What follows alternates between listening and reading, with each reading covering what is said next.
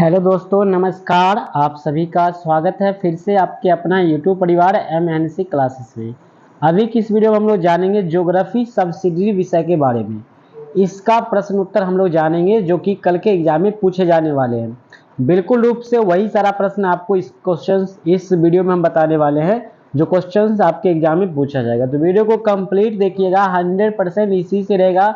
मैं गारंटी के साथ कह रहा हूँ कि आपको पास तक अंक हम आपको अच्छी तरह दिया सकते हैं, ठीक है। यानी 80% तक क्वेश्चन आपको यहाँ से देखने को मिल जाएगा। पूरे क्वेश्चन तो नहीं कहेंगे कि 100 में 100%, लेकिन 80 से 90% क्वेश्चन आपको इसी वीडियो से मिलने वाला है। तो वीडियो को ध्यान से देखिएगा। तो यहाँ पर जो है हम आपको बताने वाले पहले 2021 का क्वेश्चन, फिर हम 22 का क्वेश्चन करेंगे। इसमें कौन कौन क्वेश्चन इस बार आने की संभावना है, जैसे कि 21 में से कौन कौन प्रश्न आ सकते हैं, 2022 में जो पूछा गया क्वेश्चन उसमें से क्या प्रश्न आ सकता है, 23 में से क्या प्रश्न आ सकता है 2024 में। तो सभी चीज पे बात करेंगे, तो ध्यान से देखिएगा वीडियो को।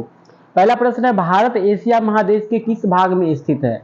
ये प्रश्न 2021 में पूछा गया है। तो ये एशिया महादेश के दक्षिण भाग में स्थित है। आपसे ये प्रश्न यहां से किया जा सकता है कि दुनिया का सबसे बड़ा महादेश कौन सा है, तो वो है अपना एशिया महादेश, जिसमें भारत भी सम्मिलित है। ध्यान रखेंगे, दुनिया का सबसे बड़ा महादेश जो है वो है एशिया महादेश, और सबसे छोटा महादेश ऑस्ट्रेलिया। दूसरा प्रश्न, क्षेत्रफल की दृष्टि से भारत का विश्व में कौन सा स्थान है। यानी जगह जमीन जथा के मामले में देखा जाए तो भारत का 7वां स्थान है। तो यहाँ पर ऑप्शन जो है आपका सी जो है बिल्कुल रूप से वो सही लगा हुआ है। तीसरा प्रश्न है, ये दो प्रश्न तो आपके एग्जाम में आने की काफी संभावना है, जिसको याद कर लेना। बट तीसरा प्रश्न को भी हम लोग देखेंगे, कर्क रेखा किस राज्य से होकर नहीं गुजरती है। तो यहाँ पर महाराष्ट्र छोड़कर बाकी राज्यों से गुजरती है। 7-8 पैसे देश राज्य है जिससे होकर के कर्क रेखा गुजरती है, जिसमें छत्तीसगढ़ भी है, गुजरात, मध्य प्रदेश भी है। तो ये सब चीज आ जाते हैं, ठीक है। तो इस तरह से इसे आपको याद रखना है। तीसरा क्वेश्चन, चौथा है, मैकमोहन लाइन अंतरराष्ट्रीय सीमा बनाती है किस किस के बीच बनाती है। देखिए, मैकमोहन रेखा और रेड क्लिफ रेखा, दोनों रेखा के बारे में बात करेंगे। अगर 2021 में पूछा गया मैकमोहन रेखा, हालांकि 2021 और 22 से लगभग मैक्सिमम क्वेश्चंस 2024 में पूछा जाएगा, 100% ये आप देख लीजिएगा, ठीक है ना। मैकमोहन लाइन अंतरराष्ट्रीय सीमा बनाती है किसके किसके बीच, तो भारत और चीन के बीच। और आपसे पूछा जा सकता है भारत और पाकिस्तान के बीच कौन सा है, तो रेड क्लिफ, ठीक है ना। खतरा, रेड मतलब होता है खतरा का निशान होता है रेड, और दोनों के बीच तो हमेशा खतरा बना ही रहता है, भारत चीन के लिए और पाकिस्तान के लिए, और पाकिस्तान भारत के लिए। तो रेड क्लिफ जो है सीमा है वो भारत और पाकिस्तान के बीच है, ठीक है। मैकमोहन रेखा जो है ये है आपका भारत और चीन के बीच की रेखा है, यानी सीमा रेखा है। पांचवा है, हिमालय की सर्वोच्च श्रेणी कौन सी है। बहुत ज्यादा इंपोर्टेंट क्वेश्चन है, वो है हिमाद्री। याद रखेंगे, हिमालय की सर्वोच्च श्रेणी, हिमालय का सबसे बड़ा श्रेणी है वो हिमाद्री है। अगला जो है 6 नंबर प्रश्न को भी हम लोग देख लेंगे, निम्नलिखित में से कौन सी पर्वत चोटी भारत में स्थित नहीं है, तो वह है माउंट एवरेस्ट। ये माउंट एवरेस्ट की जो चोटी है ये नेपाल में है, ठीक है। सबसे बड़ा चोटी, पर्वत चोटी है माउंट एवरेस्ट की चोटी, ठीक है। और भारत का सबसे बड़ा चोटी है K2 पर्वत, ठीक है, K2। इस तरह से याद रखेंगे। चलिए आगे बढ़ लेते हैं। अगला प्रश्न है 7 नंबर है, ध्यान से देखेंगे हम लोग। 7 नंबर जो प्रश्न है आपसे पूछा जा रहा है, यहां पे 7वां प्रश्न को हम लोग देखेंगे कि ढक्कन ट्रैप का महत्व क्या है। बहुत ही अच्छा क्वेश्चन है। तो काली रेगुर मृदा का, ठीक है ना, इसका ढक्कन ट्रैप का महत्व क्या है, तो काली रेगुर मिट्टी जो है इसी का ढक्कन ट्रैप कहा जाता है, जो काफी फसल के लिए काफी महत्वपूर्ण है। तो आपका ऑप्शन ए हो जाएगा। 8वां प्रश्न है, अरावली और विंध्याचल के बीच कौन पठार अवस्थित है। अरावली और विंध्याचल के बीच जो है वो आपका है मालवा का पठार है। महेंद्रगिरी, काफी इंपोर्टेंट क्वेश्चन है 24 के लिए, ध्यान रखेंगे आप लोग, छपने वाले हैं सारे प्रश्न। महेंद्रगिरी कहाँ स्थित है, तो ये है आपका ओडिशा में, ठीक है। लक्षद्वीप कहाँ स्थित है, तो लक्षद्वीप वैसे तो भारत का देखा जाए तो ये केंद्र शासित प्रदेश है। थोड़ा सा रुक जाएंगे, हाँ, केंद्र शासित प्रदेश है। तो यहाँ पर जो आंसर हो जाएगा, ये कहाँ स्थित है, तो बंगाल की खाड़ी में है। नीलगिरी अंग है, नीलगिरी किसका अंग है, तो इसके बारे में हम लोग जानेंगे। ये जो है पश्चिमी घाटी का भाग है, ठीक है, नीलगिरी। ये भी आपके 2024 में आने वाली है, ये हो जाएगा पश्चिमी घाटी, ऑप्शन बी। आगे बढ़ेंगे, 2023 का क्वेश्चन देखेंगे। देखिए आगे भी बताएंगे क्वेश्चन, इतना ही क्वेश्चन नहीं पूछा जाता है, 75 क्वेश्चन रहेगा लगभग आपका, ठीक है। इसमें प्रैक्टिकल भी होता है, 70 क्वेश्चन बनाना होगा 75, वैसे आप लोग देख लीजिएगा, क्वेश्चन को पढ़ लीजिएगा क्या बताया जाता है, ठीक है। चलिए अगला है यहाँ पर 2023 में पहला प्रश्न है, भारत की स्थल सीमा की लंबाई कितनी है? तो 15,200 किलोमीटर। स्थल मतलब कि धरती जो है कितना है, उसे केवल नदी को छोड़ करके धरती जो है मिट्टी है वो स्थल सीमा की लंबाई कितनी है? तो 15,200 किलोमीटर, ठीक है। भारत का देशांतरीय विस्तार क्या? बहुत भी क्वेश्चन 2024 में आने वाली है। तो 68 डिग्री 7 मिनट और 97 डिग्री 25 मिनट हो जाएगा, ठीक है। ऑप्शन बी हो जाएगा आपका, सही हो जाएगा आंसर, ठीक है। दूसरा का आंसर बी। तीसरा है, दिए गए भारतीय द्वीप में से कौन सा भारत और श्रीलंका के बीच स्थित है? तो वो है आपका रामेश्वर, ठीक है, जो तमिलनाडु में आई थिंक पड़ता है, ये तमिलनाडु में पड़ता है रामेश्वर। अगला प्रश्न है 4 नंबर, दामोदर नदी कहाँ समाप्त होता है? बहुत ही इंपॉर्टेंट क्वेश्चन है 24 के लिए। ये जो समाप्त होता है हुगली नदी के बीच, ठीक है, दामोदर घाटी। अगला है 5 नंबर, भारत में पृथ्वी का कितना प्रतिशत भूभाग है?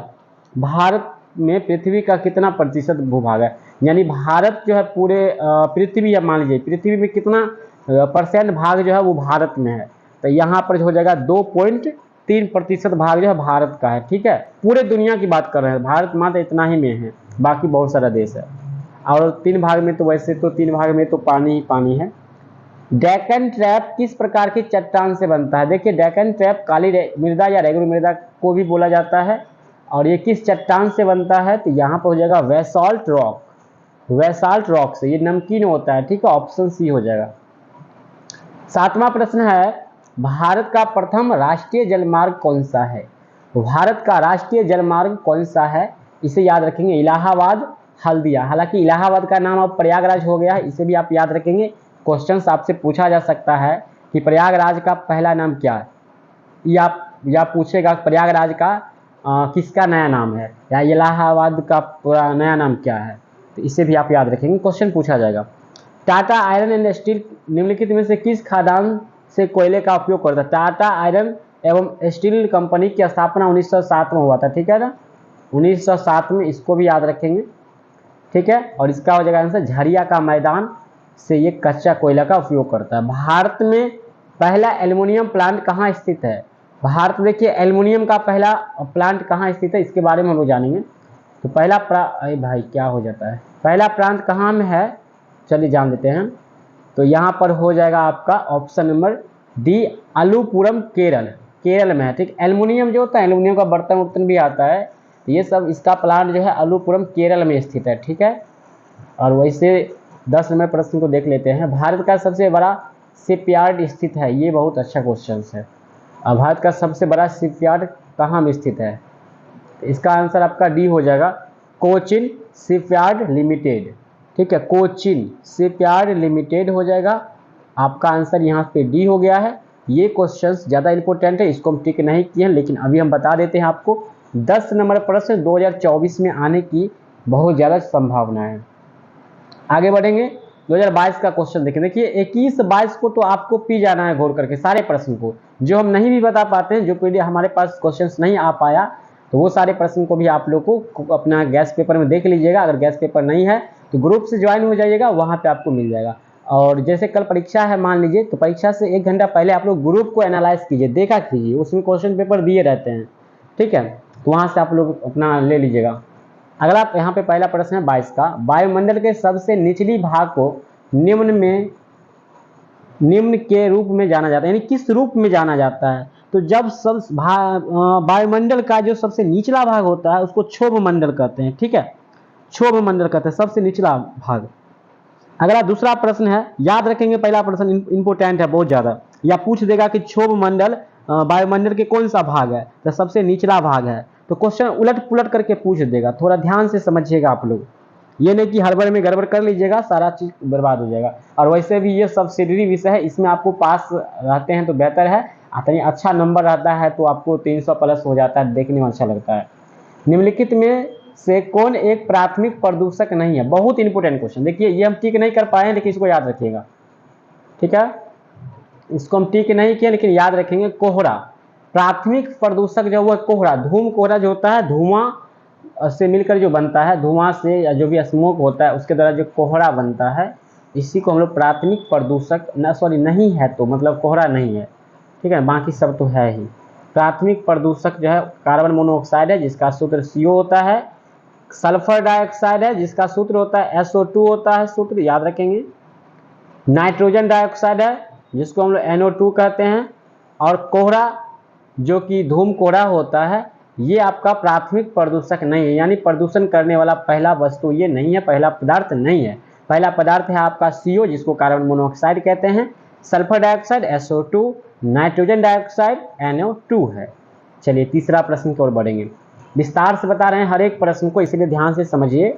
बिहार से किस राज्य का गठन किया गया था, यानी बिहार से कौन सा राज्य अलग हुआ था। वैसे तो झारखंड भी अलग हुआ है, उड़ीसा भी अलग हुआ है, और पश्चिम बंगाल बहुत पहले अलग हुआ था, तो मतलब तत्काल जो है दो, झारखंड और उड़ीसा दोनों हुआ है। तो यहाँ पर जो है बिहार से किस राज्य का गठन हुआ था, तो इसमें आपका झारखंड हो जाएगा, ठीक है ना। पहले उड़ीसा हुआ था, उड़ीसा या छत्तीसगढ़ हुआ है, हमें ध्यान नहीं आ रहा, लेकिन झारखंड कन्फर्म है, तो इसलिए आपका आंसर डी झारखंड हो जाएगा। पृथ्वी के सबसे भीतरी भाग को डैश कहा जाता है, वहां पे था सबसे निचली भाग, यहाँ है सबसे भीतरी भाग। वहां पे था वायुमंडल, ऊपर में हमने पढ़े थे, और यहाँ है पृथ्वी। यहाँ पर उस जगह कोर कहते हैं, कोर, सबसे भीतरी भाग को कोर कहते हैं, यानी कोना, ठीक है। ऑप्शन डी बिल्कुल रूप से सही है, आपको याद भी रखना है। पृथ्वी दिवस कब मनाया जाता है, तो 22 अप्रैल, ठीक है, 22 अप्रैल पृथ्वी दिवस मनाया जाता है। वैसे आज, यानी आज कितने तारीख है, 30 जून, और कल 1 जुलाई को ध्यान रख लीजिएगा कौन सा डे है, और वो आप लेकर जाइएगा, क्योंकि हो सकता है आज कल वाले भी पूछ देगा। 6 नंबर प्रश्न है, निम्नलिखित में से कौन सा हरित गृह गैस नहीं है। हरित गृह गैस नहीं है, बहुत ज़्यादा इंपॉर्टेंट क्वेश्चन पूछा जाता है, कंपटीशन में भी ये प्रश्न पूछा जाता है। तो यहाँ पर जो है सल्फर डाइऑक्साइड जो है SO2 जिसको हम बोलते हैं, ये जो है आपको हरित गृह गैस नहीं है। कार्बन डाइऑक्साइड है, जलवाष्प भी है। तो कार्बन डाइऑक्साइड का सूत्र हमने आपको ऊपर बता दिया था, जलवाष्प का सूत्र होता है H2O होता है, ठीक है, जो जल का सूत्र होता है वही सूत्र होता है जलवाष्प का। और वायु विलयन पात्र है, तो ये एक विलयन है, तो इसका कोई फॉर्मूला ही नहीं होगा, ठीक है। तो सल्फर डाइऑक्साइड जो है ये हरित गृह गैस नहीं है, इसे याद रखेंगे। अगला प्रश्न की ओर, 7 नंबर, निम्नलिखित में से कौन एक महासागर नहीं है। ये सब 22 का क्वेश्चन है, अच्छा से पढ़िए, याद रखते हुए चलिए। तो कौन महासागर नहीं है, तो अटलांटिक महासागर है, प्रशांत महासागर, आर्कटिक महासागर, अंटार्कटिका, ये महासागर नहीं, ये महादेश है, ठीक है ना, ये महादेश है। अंटार्कटिका ये एक महादेश है, तो ऑप्शन आपका बी हो जाएगा। 8 नंबर है, डैश भारत का राष्ट्रीय जलीय पशु है, डॉल्फिन। यहाँ पे गंगा का डॉल्फिन जो है भारत का राष्ट्रीय पशु है, भारत का राष्ट्रीय पशु है। हाँ देखिए, जलीय पशु है डॉल्फिन। अगर सीधे पूछेगा कि भारत का राष्ट्रीय पशु, तो आप बाघ मारिएगा, ठीक है, ऑप्शंस में आपको मिलेगा। यहाँ क्वेश्चन बड़ी लाजवाब है, देखिए पूछा है जलीय पशु, अगर सीधे पूछता पशु क्या है तो सभी लोग जानते हैं बाघ, तो वहाँ पे अगर ऑप्शन में बाघ देगा तो फंसिएगा नहीं, जल की बात हो रहा है, पानी में बाघ नहीं रहता है, तो आपका जलीय पशु डॉल्फिन हो जाएगा, गंगा का डॉल्फिन। आगे बढ़ते हैं 9 नंबर, ग्लोबल वार्मिंग के प्रभाव में शामिल नहीं है, तो वो है भूकंप। भूकंप से ग्लोबल वार्मिंग का कोई लेना नहीं है। ग्लोबल वार्मिंग होता है यानी पृथ्वी का जो गर्मी बढ़ता है, यहाँ का ताप जो बढ़ता है, तो वो उससे क्या प्रभाव पड़ता है, तो समुद्र तल में वृद्धि होता है, यानी समुद्र में वृद्धि होता है, तापमान में वृद्धि होता है, ग्लेशियर में वृद्धि होता है, बर्फ पिघलने लगता है, ये सब होता है। तो भूकंप से इसका कोई लेना देना नहीं है, तो इसलिए आपका कौन शामिल नहीं है, तो आपका भूकंप हो जाएगा। 10 नंबर प्रश्न है, अस्थाई तुषार का परमाफ्रोस्ट डैश की अवधि में दर्शाता है, तो इसका ए हो जाएगा ठंड। चलिए 11 नंबर याद रखेंगे, भारत का सबसे साक्षर राज्य कौन है, तो वो गोवा हो जाएगा आपका, ठीक है। यहाँ पर नहीं है, केरल हो जाएगा, ठीक है, केरल जो है सबसे साक्षर राज्य है। लोगों का मानना है कि इसीलिए वहाँ पे जो है भाजपा अभी तक अपनी सरकार नहीं बना पाई है। खैर वो राजनीतिक पॉलिटिकल साइंस की बात है, हम इसमें नहीं बात करेंगे। पॉलिटिकल साइंस का भी मिलेगा क्वेश्चन पेपर, इकोनॉमिक्स का भी मिलेगा। अगर जो नए बंदे हैं वो चैनल को सब्सक्राइब कर लेंगे, वीडियो को लाइक कर लेंगे, सभी ग्रुप में शेयर कर देंगे। चलिए 12 नंबर है, निम्नलिखित में से कौन भारत में एक आदिवासी भाषा नहीं है, तो वो है पश्तो, ठीक है, ये पश्चिम बंगाल का एक जनजाति है, ठीक है। गौतम बुद्ध पक्षी अभ्यारण्य बिहार के किस शहर में है, तो ये है आपका गया में है। सुंदरवन राष्ट्रीय उद्यान कहाँ स्थित है, सुंदरवन राष्ट्रीय उद्यान ये है आपका आंध्र प्रदेश में सुंदरवन कहाँ स्थित है? तो सुंदरवन जो है ये स्थित है आपका आंध्र प्रदेश में स्थित है, सही है, ठीक है ना। सॉरी ये पश्चिम बंगाल में, आंध्र प्रदेश में नहीं है बल्कि ये पश्चिम बंगाल में है। सुंदरवन ये याद रखेंगे, क्वेश्चन वैसे इंपोर्टेंट है, दिए हुए हैं, ठीक है। आगे बढ़ते हैं। गंडक नदी उद्गम किस देश में? गंडक नदी का जो है उत्पत्ति जो किस देश में है? तो ये है आपका नेपाल में। बांग्लादेश देश के पास है, बंगाल की खाड़ी के पास है। बांग्लादेश किसके पास है? बंगाल के खाड़ी के पास है। ये सब लाजवाब क्वेश्चन, इसको याद रखना है आपको। बिहार में कौन से वन पाए जाते हैं? इसको भी याद रखना है। शंकु वृक्ष पाया जाता है बिहार में, ठीक है। सुंदरवन पश्चिम बंगाल हो जाएगा। सुंदरवन पश्चिम बंगाल में ऊपर बताए थे आपको। बिहार में जिलों की कुल संख्या, तो ये सब कहना नहीं है, 38 हो जाएगा आपका, ठीक है। बिहार में अधिकतम वर्षा किस स्थान पर दर्ज किया गया है? तो वो है आपका किशनगंज में। निम्नलिखित में से कौन से सबसे युवा महासागर है? यानी सबसे मतलब युवा महासागर कौन सा है, ठीक है। तो इसका हम जवाब जान लेंगे। 23 नंबर है, इसका हो जाएगा आपका अटलांटिक, ठीक है। आगे बढ़ते हैं। और है यहाँ पर है, बिहार की तैरती सौर ऊर्जा परियोजना डैश में स्थापित है। कहाँ में स्थापित है? दरभंगा में है। यानी बिहार का पहला तैरती सौर ऊर्जा परियोजना दरभंगा में है बिहार के। चलिए 26 नंबर क्वेश्चन नोट करेंगे और याद रखेंगे। वाल्मीकि राष्ट्रीय उद्यान में निम्नलिखित में से कौन सी जनजाति पाई जाती है? बस एक वीडियो आपको देखना है, सारा क्वेश्चन हो जाएगा आपको। ये आपका थारू में, याद रखेंगे। ऑप्शन नंबर आपका ए जो है बिल्कुल रूप से सही हो जाएगा। आगे बढ़ेंगे। 27 नंबर प्रश्न होगा, निम्नलिखित में से किस नदी को सप्तकोसी के नाम से जाना जाता है? क्वेश्चन नोट करिएगा, इसको याद कर लीजिएगा। तो सप्तकोसी नदी के नाम से कोसी को जाना जाता है, जो बिहार का शोक है। बिहार का शोक किस नदी को कहा जाता है? तो कोसी नदी को। यहाँ लू चलती है, 28 नंबर, यहाँ लू चलती है। कहाँ चलती है? मतलब यूपी, बिहार, मेघालय, पश्चिम घाट, तिब्बत। तो सबको पता है पश्चिमी घाट जितना भी आता है पश्चिमी घाट में, वहाँ पे लू चलता है, जिसमें यूपी, बिहार और सभी आ जाते हैं, ठीक है। झारखंड लोग भी आ जाते हैं। सतीश धवन अंतरिक्ष केंद्र पर स्थित है। क्या स्थित है? श्रीहरिकोटा में स्थित है, जहां से चंद्रयान 3 को उड़ाया गया था इस बार, ठीक है। बिहार में डॉपलर मौसम रडार डैश पर स्थित है। देखिए डॉपलर मौसम रडार ये जो एक चक्रवात होता है, ठीक है। ये कहाँ स्थित है? तो ये है आपका पटना। बिहार में डॉपलर मौसम रडार डैश पर स्थित है, तो पटना पर स्थित है। मतलब कि इसको मौसम विभाग का जो भी होता है जानकारी वो आपको देते रहते हैं। बिहार में चोर को डैश के रूप में भी जाना जाता है, ठीक है। तो यहाँ पर है मैदानी क्षेत्र के रूप में, ठीक है। चौर को, चौर जिसको जंगल कहते हैं उसको मैदानी क्षेत्र के रूप में। सिंपल भाषा में दिया है चौर, जैसे कि कुछ भाषा में बोलते हैं लोग, जैसे अपन लोग बोलते हैं कि जंगल जाएंगे, चौर जाएंगे, खरौड़ी जाएंगे, मतलब जंगल जाते हैं चौर बोलते हैं उसको। 32 है, वायुमंडल में नाइट्रोजन की प्रतिशत कितनी है? बहुत ज्यादा इंपॉर्टेंट क्वेश्चन है, 78%, ठीक है। 32 का आंसर हो जाएगा आपका 78% हो जाएगा वायुमंडल में नाइट्रोजन की मात्रा, ठीक। भैया क्वेश्चन याद रखना है, ये क्वेश्चन भी नोट करना है आप लोग को। क्योटो प्रोटोकॉल किस वर्ष अपनाया गया था? क्योटो प्रोटोकॉल किस वर्ष अपनाया गया था? ये आपका अपनाया गया था 1997 ईस्वी। एनटीपीसी का संक्षिप्त रूप क्या होता है? तो एनटीपीसी का संक्षिप्त रूप होता है normal thermal power center. Option C हो जाएगा, ठीक है। नहीं, सी नहीं हुआ है, नेशनल थर्मल पावर कॉर्पोरेशन हो गया आपका। ऑप्शन ए हो गया NTPC, NTPC national thermal power corporation, इसको याद रखना है। आगे बढ़ेंगे। 22 का ये सब क्वेश्चन है। निम्नलिखित में से कौन एक जैव ईंधन है? जैव ईंधन कौन सा है?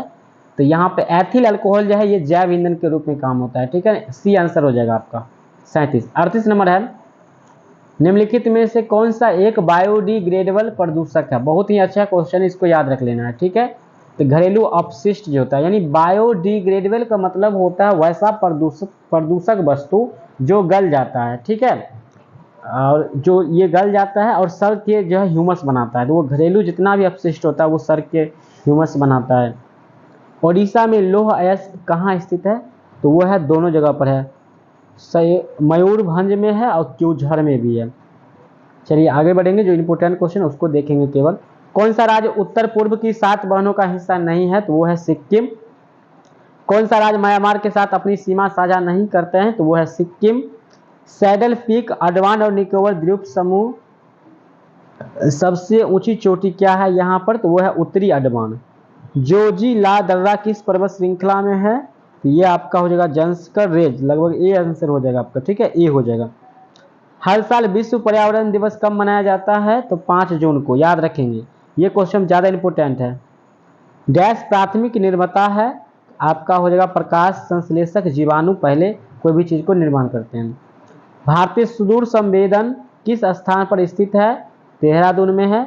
अटल टनल भारत के किस राज्य से होकर गुजरती है? हिमाचल प्रदेश से। अम्लीय वर्षा के निर्माण में कौन सी गैस निकलती है? तो अम्लीय वर्षा के निर्माण में कौन सी गैस की बात हो रही है? तो यहाँ पर है आपको सल्फर। अम्लीय वर्षा, हालांकि वैसे हाइड्रोजन निकलना चाहिए, ठीक है। यहाँ पे अम्ल वर्षा का पीएच मान 5.6 से कम होता है, तो ये भी पूछ लिया जाता है, साइंस का टॉपिक है। तो यहाँ पर आंसर जो है आपका नाइट्रोजन हो जाएगा 50 का, ठीक है। आगे बढ़ेंगे 51। डैश वायुमंडल के गर्म होने के कारण बनता है? तो ये नाइट्रोजन बनता है। वायुमंडल जब गर्म होता है तो वो नाइट्रोजन बनता है, ठीक है। बिहार में डैश हवाई अड्डे को उड़ान योजना के तहत शुरू किया गया था? तो दरभंगा को शुरू किया गया था। ये क्वेश्चन पीछे भी आप देखें और यहाँ पर भी देख रहे हैं। टाटा स्टील लिमिटेड पर स्थित कहाँ है? जमशेदपुर में है, जो 1907 में स्थापना हुआ था, ठीक है, 1907 में, हमने ऊपर में भी बताया था आपको। वन संरक्षण अधिनियम 1980 के लिए प्रदान नहीं करता है शिकारियों को बचाने के लिए। अगला है काली मिट्टी किस फसलों की खेती के लिए उपयुक्त है? तो कपास के लिए, ठीक है। कपास जो है काली मिट्टी में बहुत अच्छा उगता है, उपज अच्छी होती है, और काली मिट्टी का दूसरा नाम है रेगुर मृदा। सीढ़ीदार खेती कहाँ में की जाती है? पहाड़ी क्षेत्र में। जो पहाड़ी क्षेत्र होते हैं वहाँ पर सीढ़ीनुमा खेती होती है, ताकि पानी जो है वहाँ पे रुके, ठीक है, थोड़ा थोड़ा रुके। केसर की खेती भारत के किस राज्य में होता है? तो केसर की खेती होता है जम्मू और कश्मीर में, ठीक है। यहाँ पे हम लोग थोड़ा सा टाइम लेंगे। हाँ, किस राज्य में होते हैं? जम्मू और कश्मीर में। 60 नंबर प्रश्न है, निम्नलिखित में कौन से सबसे पुराने पर्वत हैं? अरावली का पर्वत हो जाएगा सबसे पुराना। यूनिसेफ का मुख्यालय कहाँ स्थित है? तो ये है आपका न्यूयॉर्क में है। यस, न्यूयॉर्क में है, ठीक है। 62 का आपका सी आंसर हो जाएगा, ठीक है, इसे भी याद रखेंगे, न्यूयॉर्क अमेरिका में पड़ता है। 22 का ही प्रश्न है, ये सभी आसानी चक्रवात की उत्पत्ति डैश में हुई थी? कहाँ में हुई थी? तो आसानी चक्रवात की उत्पत्ति अटलांटिक महासागर में हुई थी। बागमती नदी डैश से निकलती है? ये नेपाल से निकलती है, इसको याद रखेंगे। अल्टीमीटर किस स्थान को मापता है? तो ऊंचाई को मापता है। अल्टीमीटर ऊंचाई को मापता है इससे, ठीक है। जीआईएस में जी का अर्थ क्या होता है? जी का अर्थ होता है जियोग्राफिकल, ठीक है, ज्योग्राफी से रिलेटेड है, जियोग्राफिकल होता है।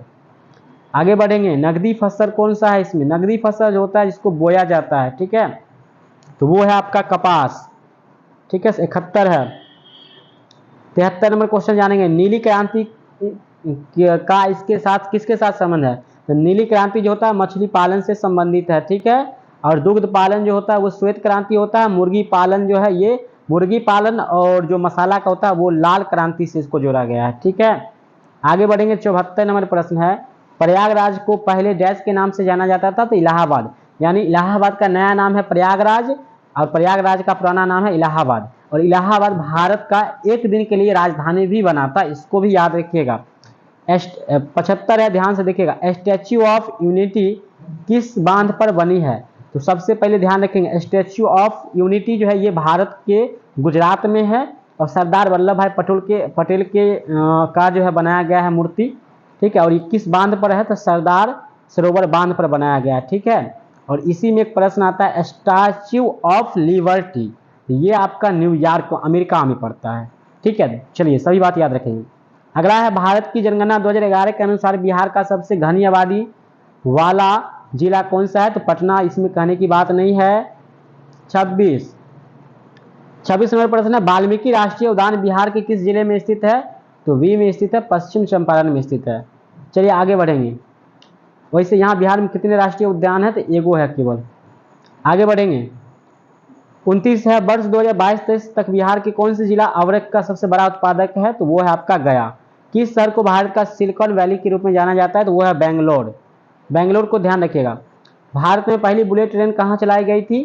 तो वो आपका मुंबई से अहमदाबाद बुलेट ट्रेन। भारत का सबसे लंबा राष्ट्रीय राजमार्ग, राजमार्ग संख्या 7, ध्यान रखेंगे। अगला है भारत का सबसे छोटा राष्ट्रीय राजमार्ग कौन है? देखिए बड़ा राजमार्ग 7 हो गया आपका, रास्ता होता है 100 है, और सबसे छोटा राजमार्ग जो है वो कौन सा है? तो यहाँ पर वो नहीं दिया हुआ है, इनमें से कोई नहीं होगा। सबसे छोटा राजमार्ग राष्ट्रीय राजमार्ग 3 है शायद, ठीक है।